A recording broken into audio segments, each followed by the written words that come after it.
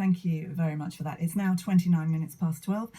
And next here, the government's Help to Buy scheme, which has helped thousands of people who otherwise would never be able to afford their own home. According to the Home Builders Federation, 170,000 homes have been bought with Help to Buy loans over the last 5 years.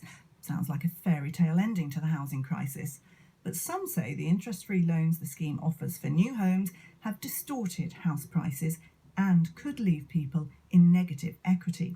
Henry Pryor is a professional house buyer and an expert on the market. Henry, why could Help to Buy lead people to negative equity? Well, the fundamental issue with Help to Buy is that you are effectively giving 10 people £50 to bid for and acquire 6 properties.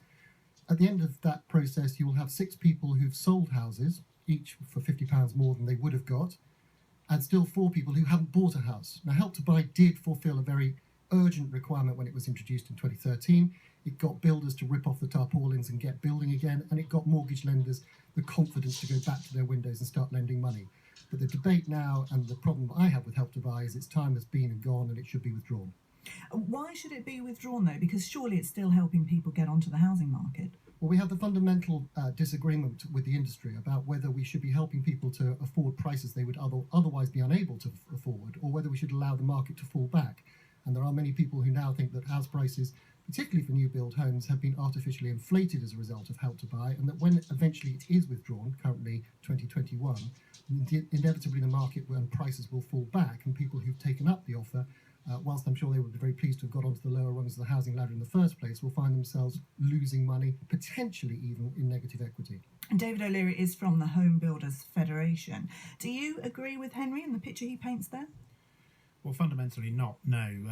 Help to Buy has fulfilled the objectives that it was set in 2013. We've seen housing supply increase by record amounts, never seen before, 74% in just 4 years.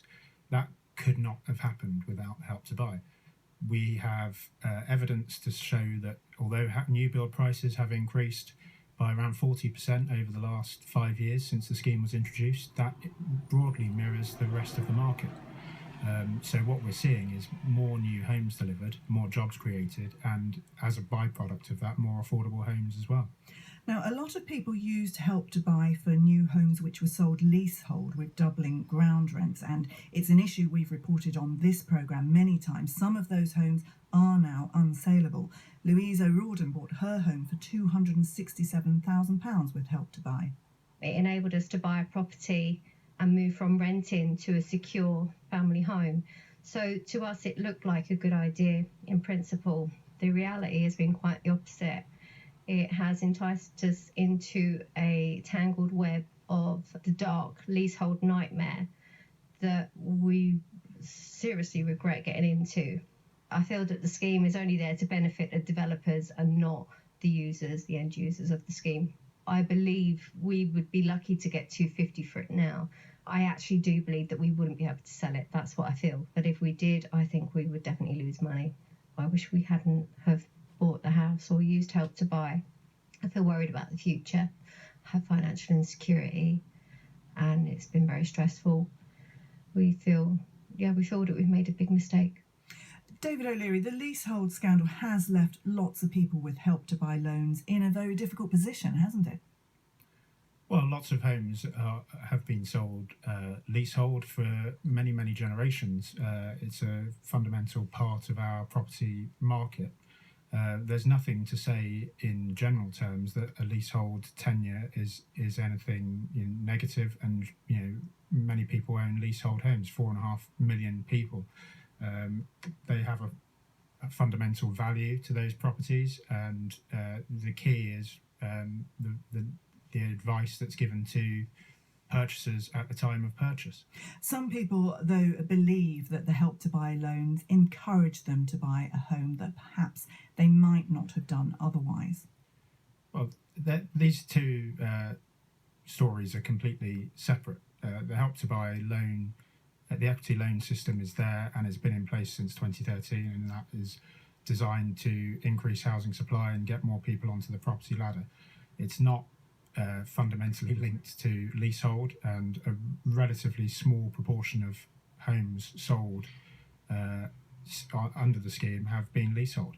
Henry, in your view, who has been helped most by the Help to Buy scheme? Is it the developers or is it ordinary home buyers? Or is it UK PLC indeed? I think that we have to give some credit to the government and indeed to the house building industry for actually getting out there and getting more homes built.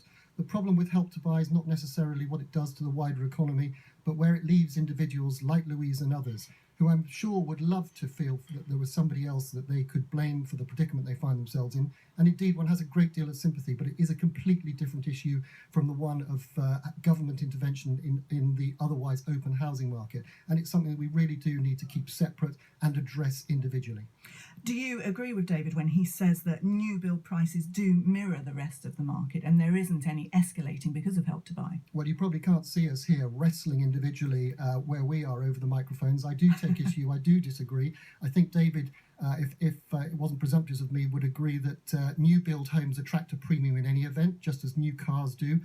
The problem with Help to Buy is it's exacerbated that increase in that premium that's paid. And when indeed it is turned off, eventually, whether that is in 2021 or whether it's extended further ahead than that, not only will that premium start to slip as people become second home sellers rather than new build sellers, but also they will lose that 5% or more bounce that they've had as a result of Help to Buy and the government's assistance. The problem comes whether we've been helping the developers, who many of whom have made incredibly handsome profits as commercial organisations they're entitled to do.